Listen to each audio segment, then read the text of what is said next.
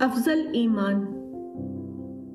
ایک حدیث رسول ان الفاظ میں آئی ہے، ان عبادۃ بن الصامت قال قال رسول اللہ صلی اللہ علیہ وسلم ان افضل الایمان ان تعلم ان اللہ معک حیث ما کنت۔ المعجم الاوسط للطبرانی۔ یعنی عبادہ بن صامت سے روایت ہے کہ رسول اللہ صلی اللہ علیہ وسلم نے کہا، بے شک افضل ایمان یہ ہے کہ تم یہ جانو کہ یقیناً اللہ تمہارے ساتھ ہے تم جہاں بھی ہو۔ اس حدیث میں علم کا لفظ آیا ہے، یہاں علم سے مراد معرفت ہے۔ ایسی معرفت کسی انسان کو کیسے حاصل ہوتی ہے؟ وہ اس ایمان کے ذریعے حاصل ہوتی ہے جو آدمی کو دریافت یا ڈسکوری کے ذریعے حاصل ہوا ہو۔ جب ایک آدمی غور و فکر کی زندگی اختیار کرتا ہے، وہ دنیا میں اس طرح زندگی گزارتا ہے کہ اللہ کی تخلیقات میں برابر سوچتا رہتا ہے، اس کا ایمان صرف عقیدہ نہیں ہوتا بلکہ وہ اس کے لیے تدبر یا کنٹمپلیشن بن جاتا ہے۔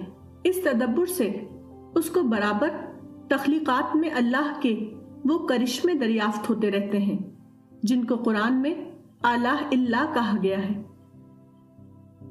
یہی وہ دریافتیں ہیں جو ایک مومن انسان کو عارف انسان بنا دیتی ہیں۔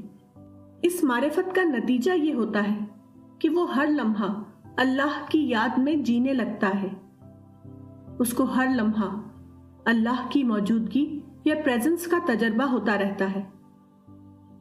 اس کو محسوس ہوتا ہے کہ وہ برابر اللہ کے ساتھ ہے اور اللہ اس کے ساتھ ہے۔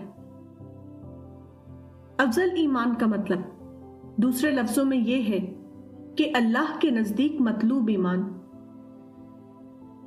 اللہ کا مطلوب ایمان یہ نہیں ہے کہ آدمی تلفظ کی صحت کے ساتھ کلمے کے الفاظ کو اپنی زبان سے ادا کر لے، بلکہ اللہ کا مطلوب ایمان یہ ہے کہ آدمی ایمان کی معنوی حقیقت میں جینے لگے۔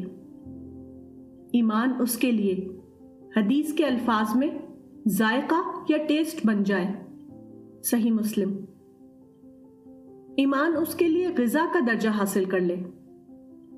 ایمان اس کے لیے روحانی توانائی یا اسپریچول انرجی کی حیثیت اختیار کر لے۔